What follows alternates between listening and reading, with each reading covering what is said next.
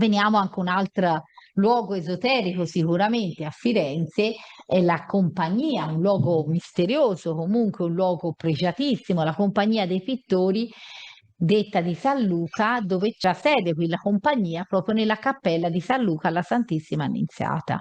Alla Santissima Annunziata a Firenze formò le basi questa Compagnia dei Pittori chiamata di San Luca, di quella che poi diventò l'Accademia delle Arti e del Disegno, fondata proprio dal Granduca Cosimo I.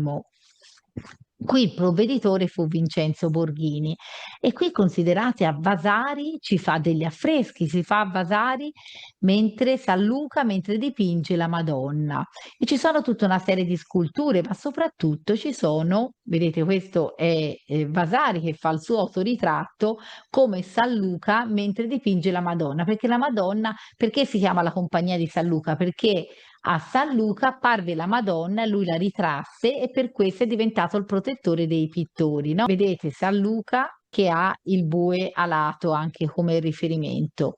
È uno degli evangelisti, vi ricordate? Matteo, Marco, Luca e Giovanni. E qui trovate del Montorsoli la tomba marmorea con i simboli latomistici. Anche qui i simboli, trovate la squadra, il compasso, tutti i simboli particolari. E qui ci sono sepolti il Franciapigio, Benvenuto Cellini, il Pontormo, ma anche lo stesso Montorsoli, Lorenzo Bartolini, tutta una serie di artisti importantissimi, è chiamata la Cappella dei Pittori e degli Artisti. Santi di Tito che cosa ci fa qui? Ci fa l'edificazione del Tempio di Salomone, perché il Tempio di Salomone, se conoscete anche un po' la storia di quella che è la massoneria speculativa, questo tempio che in realtà è un tempio interiore, non è un tempio come vi dicevo, si passa da un lavoro materiale della massoneria operativa a un lavoro spirituale, appunto su se stessi. E vi invito a vedere poi, se andiamo in Palazzo Vecchio, nel Salone del Cinquecento, trovate l'apoteosi di Cosimo, insieme a tutte le arti, le corporazioni di mestiere, no? L'arte dei giudici e dei notai, l'arte del cambio, l'arte maestri di pietre del legname, l'arte dei beccai, trovate tutte le arti a essere rappresentate e lui che viene incoronato come un'apoteosi divina invece di essere Dio, essere nell'apoteosi con gli angeli, questa volta è il Granduca Cosimo che, finanziando il progetto, vuole essere rappresentato al centro del soffitto. Ma veniamo a un aspetto fondamentale di quello che era il motto anche di Cosimo e della famiglia Medici. Se voi andate in Palazzo Vecchio troverete tantissime immagini della tartaruga con la vela. E che cos'è l'immagine della tartaruga con la vela? Anche questo è un simbolo che ci fa riflettere, perché la tartaruga è un animale che è ancorato a terra, procede lentamente. La vela, gonfiata dal vento, invece è un simbolo di qualcosa invece che va veloce, che si muove velocemente. Infatti, il motto di Cosimo era festina lente. Cosa vuol dire? Vuol dire affrettati lentamente, cioè te affrettati, però prima medita le tue cose, prima pensale lentamente, falle proprio e poi agisci d'impulso. E qui la trovate rappresentata, se voi andate appunto in Palazzo Vecchio, negli affreschi, nel pavimento, dappertutto, negli stemmi. E troviamo addirittura anche un altro luogo esoterico dove qui si faceva proprio alchimia vera e propria. E l'idea viene da Francesco I e qui lui si è dedicato una vita alle scienze, a sperimentare. E sapete, lui è lui che vuole in Palazzo Vecchio lo studiolo, il piccolo studiolo, no? E quindi fa fare questo casino come luogo delle delizie. Ho ospitato in questo luogo per un periodo anche l'opificio delle pietre dure.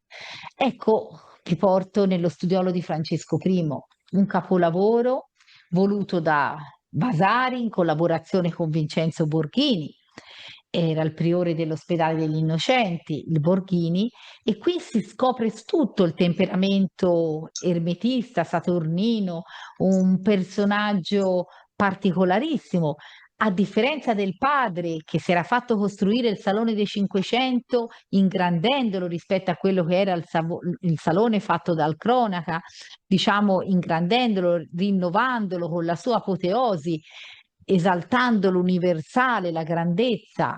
E qui trovate Francesco I, c'è questa piccola stanza che accanto si accede proprio anche dal salone dei 500. Trovate questo piccolo ambiente che, come ci dice il Borghini, ha da servire per un guardaroba di cose rare e preziose, e per valuta e per arte, come sarebbe a dire gioie, medaglie, pietre, cristalli e tante altre cose. È un luogo intimo, privato, pensate, non c'è nessuna finestra. Se voi andate a visitarlo, ci sono solo armadi che si aprono e che custodivano un tempo all'interno oggetti particolari legati all'immagine che c'è davanti. E qui c'è un connubio, un collegamento che vi dicevo sin dall'inizio tra il macrocosmo e il microcosmo.